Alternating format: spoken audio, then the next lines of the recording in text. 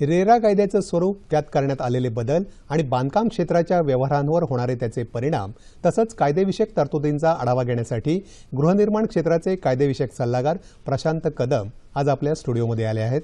कदम साहेब नमस्कार. 9:30च्या बातम्यांमध्ये आपलं स्वागत. आपण बघितलं की उद्यापासून रेरा हा सगळीकडे आता अस्तित्वात येणार आहे, उद्यापासून तो लागू होणार आहे. तर यात नेमक्या काय तरतुदी आहेत?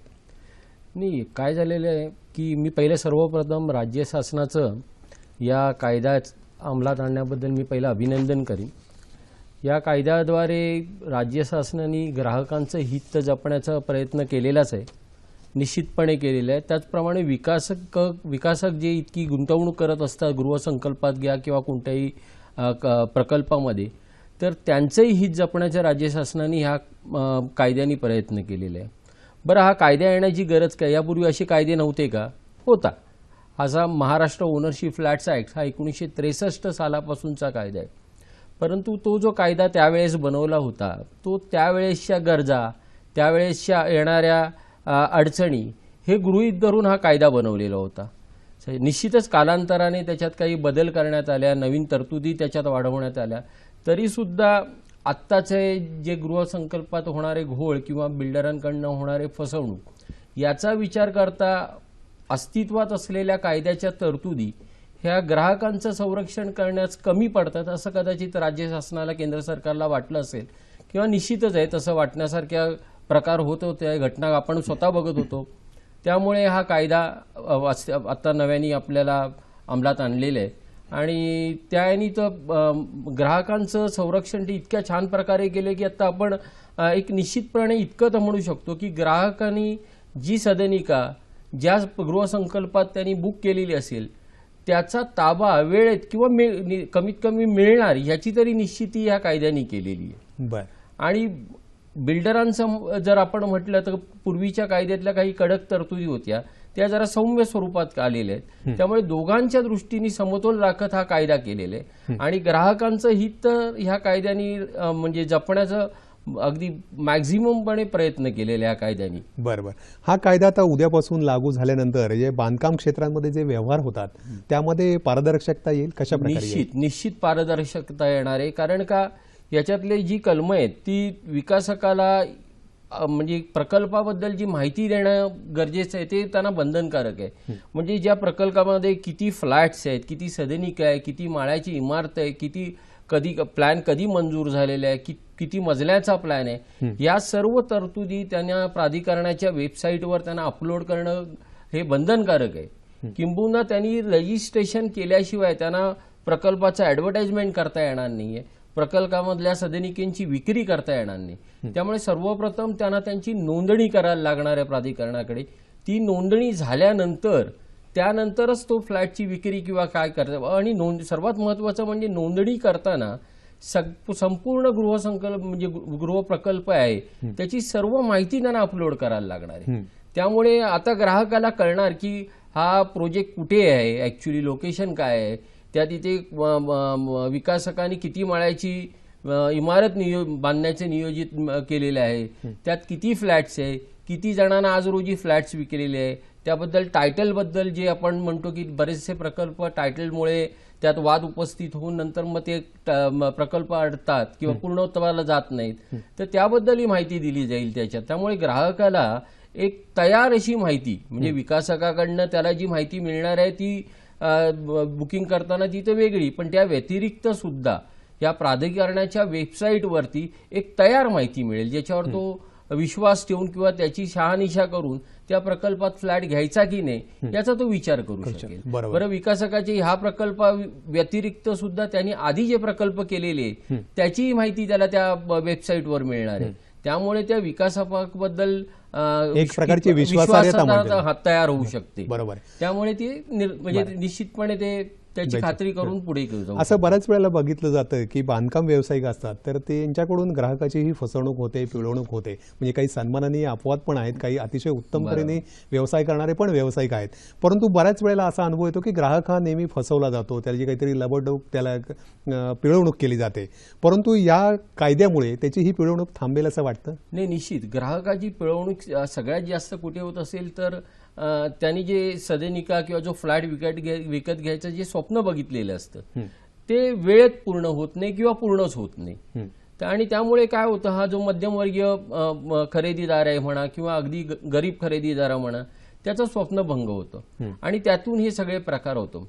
आता ह्या येणाऱ्या कायद्याने विकासकाकडे जी फ्लॅट खरेदीपोटी त्याला जी मिळणारी जी रक्कम आहे त्याच्यावर सगळा ऑथॉरिटीचा कंट्रोल राहणार आहे. म्हणजे जी रक्कम येणार आहे ती 70% रक्कम त्याला एक विशेष खात्यात त्याला जमा करायला लागणार आहे आणि त्या खात्यातनं ती खात्यात जमा केलेली रक्कम हा तो प्रकल्प पूर्ण करण्यासाठी केला जाणार आहे. त्यामुळे एवढं तर निश्चित आहे की 70% तरी कमीत कमी रक्कम तरी ती प्रकल्पासाठीच वापरली जाणार. म्हणजे पूर्वी विकासक त्या रकमेचा वापर दुसऱ्या काही मिळकती विकत घेण्यासाठी किंवा दुसऱ्या कुठल्या कामासाठी जे वापरत होता त्याच्यावर आता बंधन येणार आहे. आता त्या प्रकल्पात विकासकाकडे जमा झालेली सर्व रक्कम ह्या त्या प्रकल्पाकरताच त्याला वापरावी लागणार आणि त्यासाठी 70% रक्कम त्याला त्या विशेष खात्यातच भरायला लागणार. बरं, त्या खात्यातनं त्याला काढणं त्याच्या मर्जीप्रमाणे शक्य आहे का? तर तसंही नाहीये. त्यासाठी त्याला इंजिनियर, आर्किटेक्ट आणि चार्टर्ड अकाउंटंट यांच्या तिघांची सर्टिफिकेट द्यायला लागणार आहे. त्यानंतरच ती रक्कम त्याला काढता येणार आहे. म्हणजे 30% रक्कम विकासकाला दिलेली आहे कायद्याप्रमाणे, पण 70% रक्कम ही मॉनिटर केली जाणार आहे. त्यामुळे प्रकल्प हा निश्चितपणे पूर्ण होईल असं आपण आशा धरू शकतो. आणि समजा त्या विकासकाने नाही केलं तर अशा वेळेस प्राधिकरण किंवा ऑथॉरिटी स्वतः त्यात येऊन ते प्रकल्प पूर्ण होण्याची सुद्धा तरतुदी ह्या कायद्यात आहेत. किंवा असंही आपण बघतो की विकासक आणि ग्राहक यांच्यामध्ये एक estate agent, real estate agent हा एक नवीन व्यवसाय सुरू झालेला आहे. त्यांचे आपण बघतो की अनेक ठिकाणी त्यांची ऑफिसेस थाटलेली असतात. तर यांच्यामध्ये हा जो रिअल इस्टेट एजंट आहे तर याच्यावर नेमकं कशा प्रकारे रोल त्यांचा असणार आहे किंवा या नवीन कायद्यामुळे त्यांच्यावर कशा प्रकारे बंधनं येणार आहेत? या कायद्याचा विशेष भाग म्हणून म्हणायचं तर याच्यात दलाल म्हणजे ज्याला आपण ब्रोकर म्हणतो किंवा रिअल इस्टेट एजंट म्हणतो त्यांच्याकडनं ही फसवणूक होती अशी बऱ्याचदा तक्रारी येतात. आता त्यांचेही रजिस्ट्रेशन ऑथॉरिटीकडे कंपल्सरी केलेले आहे. त्यामुळे काय होणार आहे, अन्यथा तुम्ही जर त्या अथॉरिटीकडे तुम्ही रिअल इस्टेट एजंट म्हणून रजिस्टर्ड केलेलं नसेल तर तुम्हाला हा व्यवसायच करता येणं शक्य नाही. त्यामुळे तशा प्रकारे जेव्हा तो रजिस्ट्रेशन करेल त्यावेळेला त्याची कागदपत्र किंवा त्याची प्रामाणिकता किंवा त्याचा अनुभव हा सुद्धा अथॉरिटी बघूनच घेणार आणि असे रजिस्ट्रेशन झाल्यानंतरच तो ही कामं करू शकणार आहे. त्यामुळे त्यांच्या कृतीवर पण सुद्धा काही बंधने येणार आहेत आणि जशी पहिल्याप्रमाणे पूर्वी ज्या प्रकारे हे रिअल इस्टेट एजंट म्हणजे त्यांच्यावर कोणतंही बंधन नव्हतं तशी परिस्थिती आता राहणार नाही. म्हणजे ऑथोराइज एजंटच फक्त असतील. ऑथोराइज कोणी उठून सुटून जे एजंटगिरी करत होणार नाही, विचार करता येणार नाही. बरं, परंतु एवढं सगळं असून सुद्धा समजा एखाद्या बांधकाम व्यवसायाने या कायद्याचा जर भंग केला तर कायद्यात त्यासाठी काय तरतूद आहे? म्हणजे समजा काही अशा तरतुदी आहे जी ज्याच्याकडनं विकासकाकडनं भंग झाला तर त्याला अगदी प्रोजेक्टच्या 10% कॉस्ट सुद्धा त्याला भरायचा दंड केलेला आहे. काही प्रकरणात तर त्याला 3 वर्षाच्या कारावासाची पण शिक्षेची तरतूद आहे. आणि विशेष म्हणजे या कायद्याची विशेषता अशी आहे की यात ग्राहकाला पण पेनल्टीची तरतूद दिलेली आहे. ग्राहकाला पेनल्टीची दिलेली आहे, प्रसंगी सेंटेन्स पण दिलेली आहे. म्हणजे समजा अपिलेट ऑथॉरिटीनी काही आदेश पारित केला आणि त्या आदेशाचं जर पालन ग्राहकाकडनं झालं नाही तर त्याला ही शिक्षेची तरतूद आहे. त्यामुळे ही बॅलन्स करण्याचा कायद्याने प्रयत्न केलेला आहे की विकासकांनी ही गृहसंकल्प किंवा कुठलाही जो असेल प्रकल्प तो दिलेल्या वेळेत पूर्ण करायलाच पाहिजे. याची कायदा जवळपास पूर्णतः हमी घेते. म्हणजे त्याचा प्रयत्न तर निश्चित दिसतो, कायद्याचं अवलोकन केलं तर निश्चित दिसतो की तो प्रामाणिकपणे प्रयत्न आहे. त्याचप्रमाणे ग्राहकाला पण ज्या तुमच्या करारात निर्देशित केलेल्या वेळेत तुम्हाला विकासकात पैसे देणं बंधनकारक आहे. म्हणजे असे जर दोघांवर जर बंधन असेल तर प्रकल्प वेळेत पूर्ण होण्याची शक्यता अधिक आहे. आणि काही अडचणी आल्या तर हा सगळा प्रकल्प ऑथॉरिटी मॉनिटर करत असल्यामुळे याची अडचणी जरी आल्या तरी त्या वेळेत दूर होऊ शकतात.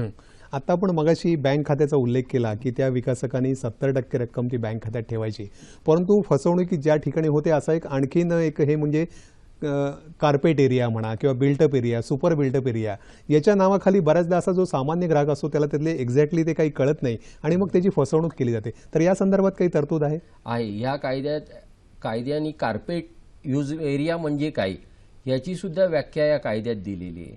म्हणजे ह्या वेळेला त्यांनी फक्त एक्सटर्नल वॉल्स आहेत, त्या एक्सटर्नल वॉल्स पकडायच्या नाहीत असं कायद्याने सांगितलं. इंटरनल वॉल्स आता आधीच्या व्याख्येत इंटरनल वॉल्स होत्या धरल्या, पण आता ह्या वेळेला त्या सोडायला लागतील कार्पेट मोजताना, म्हणजे त्याच्या खालचं क्षेत्र पण पकडलं जाणार. म्हणजे कायद्यात स्पष्ट आता दिलेलं आहे की काय काय म्हणजे कार्पेट एरिया आणि काय नाही म्हणजे कार्पेट एरिया नाही याचा स्पष्टपणे उल्लेख कायद्यात कार्पेट एरिया. त्यामुळे आता ही फसवणूक होऊ शकणार नाही यापुढे ह्या एरियाच्या बाबतीत. आणि कायद्याने खरेदी विक्रीचा जो ग्राहकाबरोबरचा करार आहे हा कार्पेट एरियात जास्त पारदर्शकपणे होईल आणि कार्पेट एरियात करणं सुद्धा बंधनकारक आहे. आपण सुरुवातीला म्हणाला तसं की सामान्य माणसाचं एक घर असावं, प्रत्येकाला अशी स्वप्न असतं. तर या कायद्यामुळे हा व्यवहार अतिशय सुलभतेने आणि पारदर्शकतेपणे होईल आणि याचा फायदा व्यावसायिक आणि ग्राहक या दोघांना होईल अशी आशा करूयात. आज आपण इथे आलात आणि ही जी माहिती दिलीत त्याबद्दल सह्याद्री वाहिनीच्या वतीने आपले मनपूर्वक आभार आणि धन्यवाद. नमस्कार.